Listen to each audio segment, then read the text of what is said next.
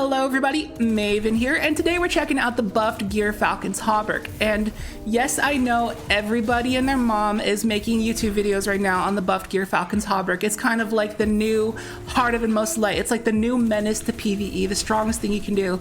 And normally I try to stray away from these hot topics in the Destiny community, but you know, this one was just too good to pass up. The Gyrfalcon's is just too exciting. And hopefully I can throw in my 2 cents and my creative touch to the Gyrfalcon's build and hopefully show you something that you haven't seen done with it before. So I hope you stick around. And if you've been living under a rock and don't know what Bungie did to this exotic, they nerfed it so you don't get the damage boost anymore upon exiting invis. But what you do get granted is volatile rounds to your void weapons. We all know how insane volatile rounds are. We've seen the crazy clips with Wave Splitter and stuff like that. And we're still kind of exploring the science behind what happens or what causes volatile rounds to explode. And we're thinking that it's just damage stacking, damage buffs, like stacking like, you know, Radiant, High Energy Fire, Fontamite, Well of Radiance, all this, you know, all this crazy buffs together will cause these volatile explosions to just pop off like crazy. So we have a lot to test with. Stay tuned for the full build breakdown. If you are new here, make sure to subscribe, drop a like, and let's get to it. Hope you enjoy.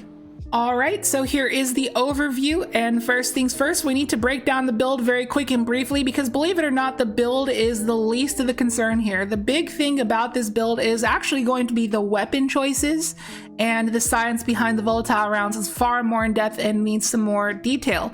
So we'll get to that. But first, let's go over the build very briefly. I'm going to try to explain everything very quickly as if you already know what everything does because this will be a long video. There is a lot to talk about. So of course we're running Vanishing Step to go invis when we dodge, and then our other aspect we're running Stylish Executioner. As you may know, this is how this build is able to stay invis 100% of the time, because the Gyrfalcon's is giving you 100% uptime of volatile rounds, and Stylish Executioner makes it when you kill volatile enemies, you go invis. So it's just an infinite loop keeping you invis forever. But with Stylish Executioner, you also go invis when you kill a weakened enemy, and that works with our Smoke Bomb and also Echo of Undermining, so that our Void Grenades will weaken targets, so getting a grenade kill will also make us invis. And we're running the Vortex Nade, and this is a grenade build, so we're rocking 100 Discipline. Then I have an Echo of Dilation literally just for the stat boost. If you already min-max, you can run something like Echo of Reprisal instead. And then our most important fragment is probably going to be Echo of Starvation.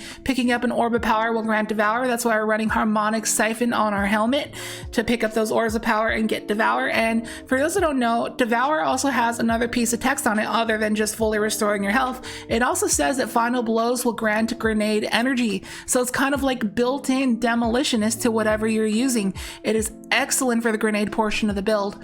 And then our final fragment is going to be the Echo of Persistence that increases the duration of our invisibility and Devour. And then on top of that, also our Void Overshields. Now, you might be wondering how we're going to get Void Overshields on Hunter, but there is another perk that we need to talk about later called Repulsor Brace. So the way that volatile rounds will proc and explode for a bunch of chunks of free damage more often is by buff stacking and debuff stacking. So therefore we are running the brand new artifact mod called Weaken Clear so that our grenade launcher hits will give a 15% debuff to the target. And this mod is of course optional. You don't have to run it if you don't want to, if you have to like min-max your stats or whatever, if you want to run double bomber. But if you were playing solo, there is another artifact mod called Solo Operative that gives you a 15% damage buff when you're playing alone, and that will also help volatile rounds proc more. And then next we are running a copy of Elemental Charge with a copy of High Energy Fire. So we pick up a Void Elemental Well, we get a couple stacks of Charge with Light, our next 2 kills will have a 20% damage buff. And it's really great that High Energy Fire actually works with Fontamite, so that's what we are running. When we pick up a Void Elemental Well, we get a 25% damage buff to our Void weapons for 11 seconds. So our first way to make wells is going to be Elemental Ordnance. So we throw a grenade at a target, we kill a target with a nade, we get that Void Well. And since this is a grenade build, and especially with Devour and with the setup we have, we're going to be throwing grenades like every 5 to 10 seconds. It's ridiculous. And then we have another super effective well making mod here called Reaping Well Maker. It makes it so when we dodge, our next weapon Final Blow is going to make a Void Elemental Well. And that's happening constantly, right? Because Gyrfalcon's is giving us volatile rounds. Don't we want to kill something with our volatile rounds? Yes, we do. And that's going to keep on making wells for us. And we're spamming our dodge every chance we get, because not only are we wanting to proc that Reaping Well Maker, but we're also procking double bomber on our class item so we get some grenade energy back. So like I said before, we're running 100 mobility and 100 discipline, and if you can also manage to hit 100 resilience, more power to you. But with the armor I have, I couldn't get anywhere near that, unfortunately, especially with Echo of Undermining reducing our stats. So anyways, I will leave the dim link down below in the description and in the pinned comment if you want to give it a try. However, I will mention that I personally could not put on double bomber because I had to min-max my stats, and I also had to run mobility retrofit. And if you don't mind sacrificing a loader mod, you can make your gloves solar and run impact induction, which is good for your grenade build, but I wanted to run a loader mod, so instead I'm running bolstering detonation to help get my dodge cooldown. Okay, now we have to talk about our weapons, and this is where it gets really in-depth and interesting, but I'm gonna try to be very vague when I talk about these weapons and just assume that you're a Destiny veteran who knows what everything does. However, as you see here, I'm rocking Anarchy, and we'll get into later why you want to run Anarchy with this build. But first things first, let's talk about our special weapons and our heavy weapons, because primaries are definitely the biggest topic here. So starting off with our heavies, if you want to run an eager edge sword and you run the other half, go for it. It's actually not just for skating with this build, because when you have volatile rounds proc, every single sword swipe is going to proc a volatile explosion, so it actually does pretty good damage to majors. And then if you wanted to run a machine gun, the new retrofit escapade is a great option, but I don't personally have it, but it can roll with 4th times the charm and target lock, which could potentially be insane with volatile rounds. If it is, when I get that roll later, I'll have to make a follow-up video. But anyways, the corrected measure time loss of Demolicious and Adrenaline Junkie is a cracked roll for a void grenade build, and I'd highly recommend using this if you're using an LMG.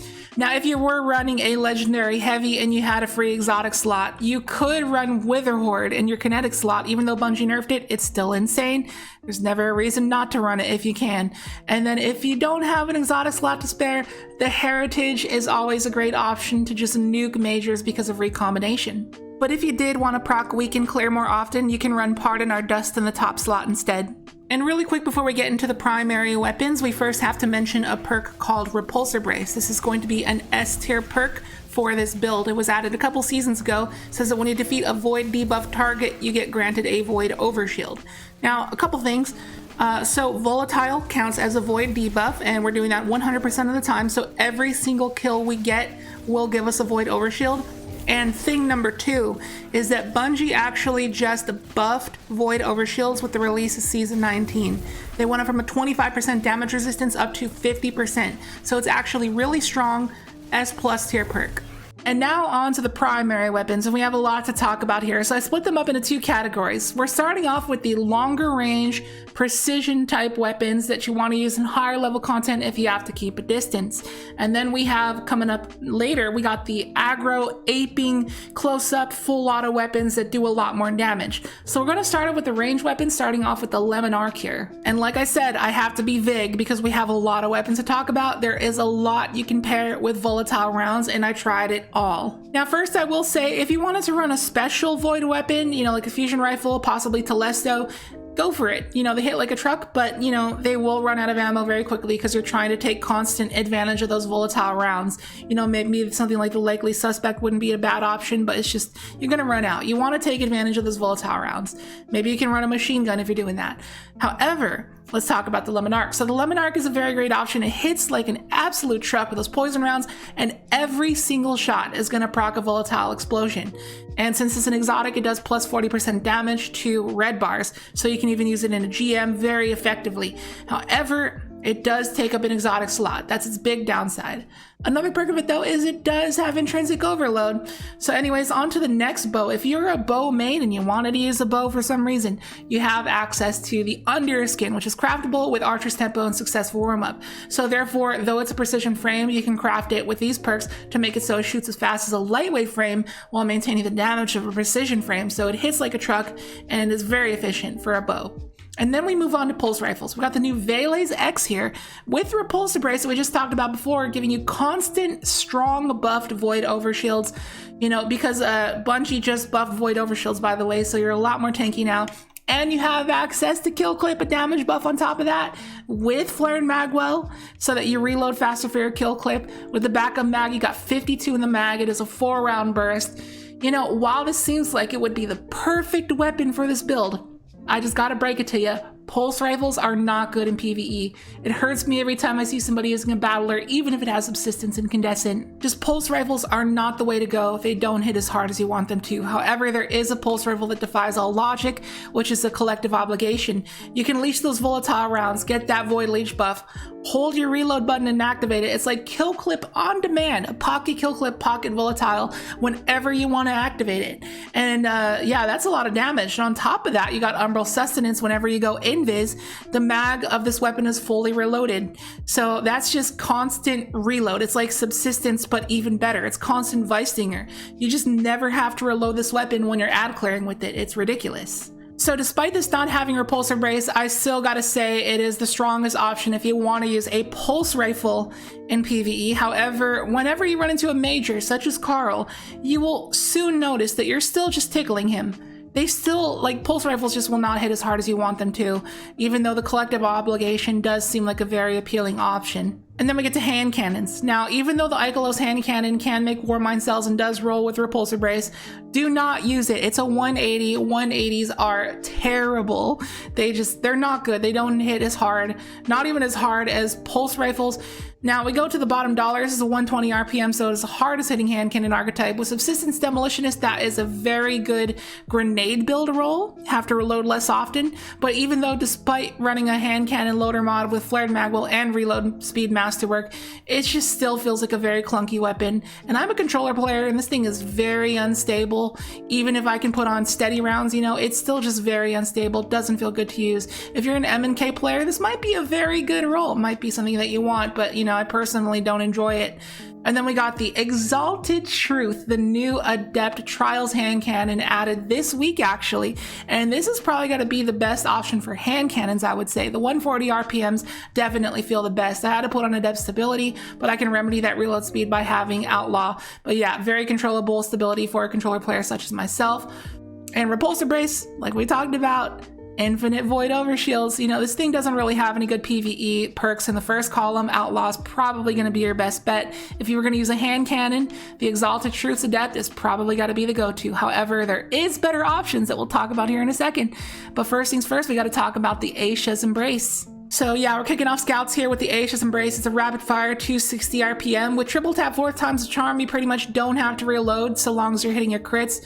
So while it does seem like a very appealing option, for some reason, it has the same problem as the 180 RPM hand cannons and the pulse rifles, where it just doesn't hit as hard as you want them to. You know, there's a reason why nobody really uses 260 RPM scouts in PvE. And then we come to the better archetype of scout rifle, the Duma Chelchis. Now let's go ahead and cut back into the gameplay for this one. So I saved the best for last. Now, if you were to use any of these ranged precision weapon options that I just showed here for the Gyrfalcon's build, I would definitely highly recommend using the Duma Chelchis. This thing is a beast, and it is craftable. Don't have to farm for a god roll, just craft the dang thing.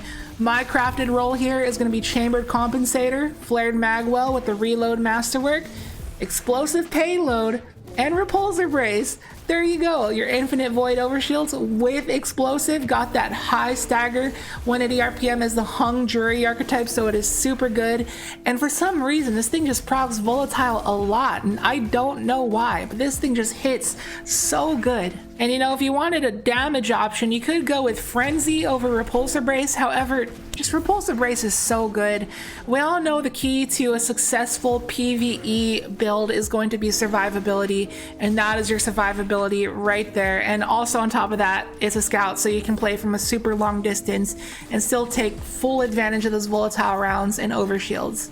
So if you're using Gyrfalcons in high level content, I would say 100% use the Duma Chelchis. And now we get to the second wave of primary weapons you can pair with Gyrfalcons, the aggro, full auto, close range weapons, the heavy hitters. And now Wave Splitter, not a primary, it's a special, it's a technicality because it's a tracer rifle, so we're going to talk about it anyways. And Wave Splitter, you know, right off the bat, it has 3 disadvantages. The fact that it's exotic takes up that slot, and the fact that you can't really effectively pair it with the Heritage for that nuke on the major option, but you know, this thing nukes pretty good anyways. And also the fact that it doesn't have infinite ammo, obviously. But the Wave Splitter historically has always been one of the best things to pair with the Gyrfalcon's build. I actually did a video on the Gyrfalcon's Wave Splitter Splitter build, and I'll put it in the little card in the top right corner of the screen. I encourage you to go and check that out if you want to see some Wave Splitter gameplay. I go super in depth on the damage stacking that you can do with this thing. It is a very, very heavy hitter. And I won't deny it is a great option with that supercharged battery perk when you pick up an Orb of Power and get that maximum damage on it, paired with Font of Might, paired with all these crazy buffs, and it being 1,000 RPM makes very great use of Volatile Rounds. Absolutely melts through everything like butter. Good option. But you know, the fact that we're going to have Volatile Rounds on everything and Font of Might at all times, I honestly think that some of these primaries can really compete with the Wave Splitter despite it being a special. So we move on to the brand new Fiora 59 Suros Rapid Fire Frame Sidearm that can also get Repulsor Brace. Threat Detector is probably going to be your best slot in the first column as well. However, it is a sidearm and SMGs are probably just better. The Fiora actually does hit pretty good, feels great. You can add clear very effectively with it, but you know, it's just not going to beat SMGs, honestly. And then we move on to the Gnawing Hunger. As you can see by the kill tracker, one of my most used primaries of all time with Subsistence Demolitionist. Is just so good for grenade regen. Very, very good at having to not really reload that often because of Subsistence and having a 51 in the mag. As a controller player, having all these stability parts is great. So it's very controllable up to like scout rifle range. This thing just beams. But the problem is that it is an auto rifle, so it does not hit as hard as the SMGs. And now we get to the top of the food chains themselves, the SMGs. Starting off with this Unforgiven here with Demolitionist and Adrenaline Junkie. Do I even need to explain? You know, constant grenade regen, constant 33% damage buff. This thing hits like a truck while feeding into your grenade energy. It's hotter than the Gnawing Hunger. You know, this is just dirty. It's disgusting, but it's actually not the hardest hitting SMG in the game. The hardest hitting SMG in the game goes to the Shayura's Wrath with Golden Tricorn. This is the most damage you can do with an SMG in Destiny 2. Because Golden Tricorn, when you get a kill with it, you get a 15% damage buff for 6 seconds. However, in that 6-second time frame, if you can get a grenade kill or a charged melee kill, you get a second stack of Golden Tricorn. And with this build, that's so easy to do. Shoot one thing, nade another thing, and you know, with this build, we're throwing grenades every like 5 to 10 seconds. You get a 50% damage buff for like 10 seconds. It's ridiculous. This thing hits like a semi-truck. It is the hardest hitting SMG in the game. But just from the mere fact that the Unforgiven has Demolitionist for funding your grenade energy, I think that makes it all the worthwhile to use that over the Shayura's. And then we get to the 900 RPMs, the Funnel Web and the Hero's Burden. You know, one's adaptive frame, one's a lightweight frame, so one does more crit damage while the other does more body shot damage. Now, Feeding Frenzy Repulsor Brace is a very, very good combination. You know, that's going to give you constant overshields and you're going to reload lightning fast. But the Suros frames just don't really feel great to me. Plus, we have a better weapon we're going to talk about in a second, so I'd stay away from the Hero's Burden. The Funnel Web, however, has just been a beast. You know, all the way since Season of the Void, the Funnel Web has just been one of the best PvE primaries, and it still remains to this day. You know, with a combination of Subsistence, reloading ammo, and final blows with Vice Stinger, and on top of that, the Sharpshooter Artifact Bond that we got this season that increases the effect of Vice Stinger, makes it proc more often. You never have to reload the Funnel Web. It is ridiculous. You know, even though the Unforgiven hits harder because it's a 750 RPM, just the fact that you don't have to reload the Funnel Web and have that downtime, I think makes it hit harder than the Unforgiven. This thing is an absolute monster, and if you're gonna go with a primary for pure damage output of anything you can choose in today's video, I would say go with the Funnel Web. This thing, you cannot go wrong. Although you may have seen on the screen that we don't have just one Unforgiven, we have 2 of them. And the other role, drum roll please, Feeding Frenzy Repulsor Brace. Now this is the same role as the Hero's Burden, although if you put 2 and 2 together, take a look here. First column, Demolitionist. Second column, Repulsor Brace. It is the best of both worlds. I unfortunately do not have that role, despite me having all these crazy god rolls that I showed you in today's video. I do not have this god roll, and I have to farm me some more Duality second encounter, the Vault encounter, to get another Unforgiven with Demolitionist Repulsor Brace, because that is the best of both worlds. While it does not have a damage buff like Adrenaline Junkie or Kill Clip or any of that nonsense, You know, the fact that it'll refund your grenade energy for the grenade portion of this build while also spamming over shields with repulsor brace, it does both jobs that you really want to be doing with this Gyrfalcon build. This is the cream of the crop. This is, in my opinion, the best weapon, the best role that you could pair with the Gyrfalcon's Hauberk. Like when you have Devour active and you have a weapon with Demolitionist, literally only like 3 kills just fully refunds your grenade. Like I said, you can throw a grenade like every 5 seconds. It's crazy. And these Void Overshields are actually tough. You know, I don't think they're gonna stand up in like Master and Grandmaster content. And in that case, I would just use the Doom of Chelchis. So yeah, for range rolls, Doom of Chelchis is king. For, you know, lower level content, just being aggro and dealing damage, Unforgiven is king. Although, you know, there's some really good options in this video. You can't go wrong with any Void primary, really, but these are just my recommendations. Now, while it does seem like we're nearing the end of the video, you might be like, wait a second. Hold on, Maven, hold on. You did say earlier that you're gonna want Anarchy with this build, and why is that? Well, I'll explain. So, like I said earlier, if you want a primary for just maximum damage output, just pure aggression, go with the funnel web. And the higher RPM weapons, you know, like the wave splitter, like the funnel web being 900 RPM, like the retrofit escapade, like the shattered cipher, you know, being 900 RPM, they're going to proc the volatile round explosions more, but even more so if you can stack more dot damage on them. So that's why Witherhoard is a very good option with this kind of build, because you're stacking that DOT on the enemy. So when you start pelting them with your volatile rounds from your high RPM void weapon, it is just going to proc so many volatile explosions. Witherhoard does a decent job with that, pairing it with your funnel web. However, the Anarchy is better DOT damage than the Witherhoard. So I'll show an example right here. I'm gonna go to Carl, I'm gonna shoot him with Witherhoard and funnel web, and just look at how many times volatile procs. So it procs a decent amount of times, but not as rapidly as you'd want it to. Now let's see that again, but this time with Anarchy.